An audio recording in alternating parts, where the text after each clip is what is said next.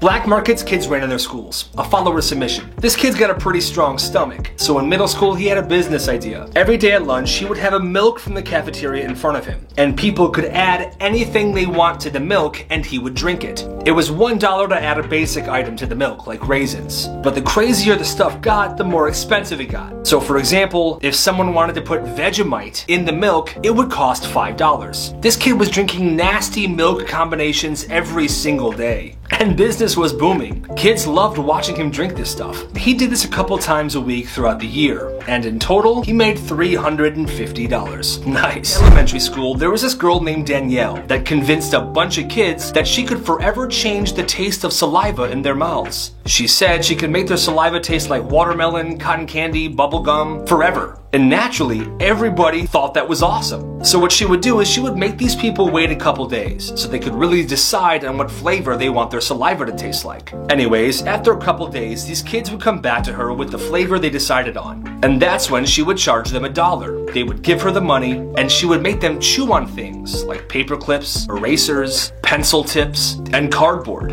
And all these kids would do it. Well, obviously nobody's saliva changed flavors. She was eventually found out and was forced to stop for obvious reasons. But she made around $25 doing this. That's insane. This kid was in middle school. Him and another kid were into martial arts. They wanted to start a business. There were other kids that they knew that did kickboxing. So this was their idea. They started a fighting ring in the bathroom every day after recess. He said that their fighting ring had similar rules to UFC. So like I said, every day after recess in the bathroom, they had fighting matches. And people could come and watch. They charged people $15 to watch a 10-minute fight. Once they collected the money of everyone that wanted to watch a fight that day, they would close and lock the bathroom doors, so the kids that didn't pay couldn't get in. Luckily, this kid said that nobody was seriously injured during these bathroom fights, just some occasional bruises and soreness. Well, one day, somebody snitched, and him and 3 other people got suspended.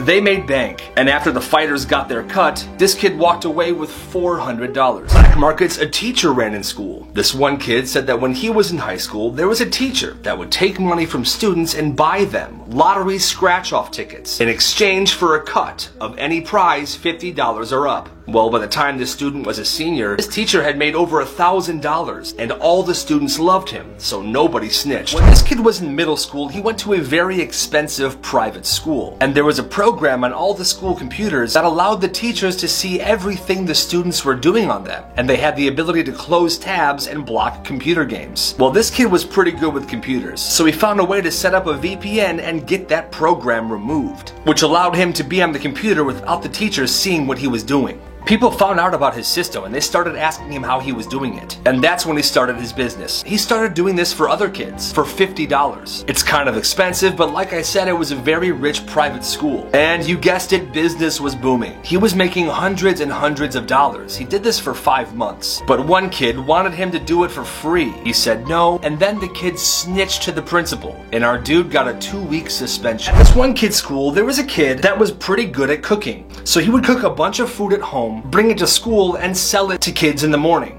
It was like breakfast sandwiches, delicious biscuits, stuff like that. And he was making bank. Eventually, he was making so much money and the demand for his food was so high, he had to hire people to work for him. The people he hired were also pretty good at cooking, so they would cook stuff at their house and they would bring it to school as well to sell. And business was still booming. However, something happened that tore this business down. Apparently, one of the kids they hired lost his mind, and he decided to make a bunch of waffles with laxatives in them. The next day, he brought those waffles into school and gave them away for free. Well, later that day, people began to have severe diarrhea throughout the school. The teachers caught on, and they learned all about this business. All the kids who were selling the food got suspended, but the kid that put the laxatives in the waffles was expelled, and no one ever heard from him again. This guy is still running his business. What he does is he goes to the dollar store, buys a bunch of candy and snacks for super cheap. He then has a Google Doc where he uploads all of his inventory on there with the prices. He actually sent me a few screenshots. Here's his business rules. You can pause to read the rest. Business was booming for this guy. This picture's kind of blurry, but that's his menu. And here is the page where people place their orders. He's running an entire online candy shop. Kids place an order, they either pay online or bring exact cash to school, and they make the trade in the bathroom or a hallway somewhere. And so far, he's made around $300. Nice. He was a junior in high school. Finals were coming up, and he got pretty solid grades. grades. Well, one day, two of his friends asked if they could borrow his notes and study guides for the hardest classes, and he gave it to them, and they were incredibly helpful. Well, word spread about how helpful they were, and by the time finals came around again, everybody was wanting his notes and study guides. So him and two other friends of his who were also very smart decided to pool all their notes and study guides together. They scanned them into a Google Drive folder and would sell access to them based on how hard the class was. Prices were $5 for basic classes, $7 for honors classes, and $10 for AP classes. Business was booming. He checked his old spreadsheet for me, and in total they made $627. So they each walked away with $209. His math teacher heard about it after the school year was over, and he said, "Pretty sweet gig with the study guides, huh?" Then they agreed that it never happened. This is a quick one, but it makes me very mad. When this kid was in 6th grade, there was a teacher that started selling candy to students in between classes. How nice, right? Well, one kid thought that the teacher's prices for candy were way too high, so he had an idea. He went out and bought the same type of candy the teacher was selling. He bagged it up and brought it to school, where he sold it to students for way less than the teacher was charging for her candy.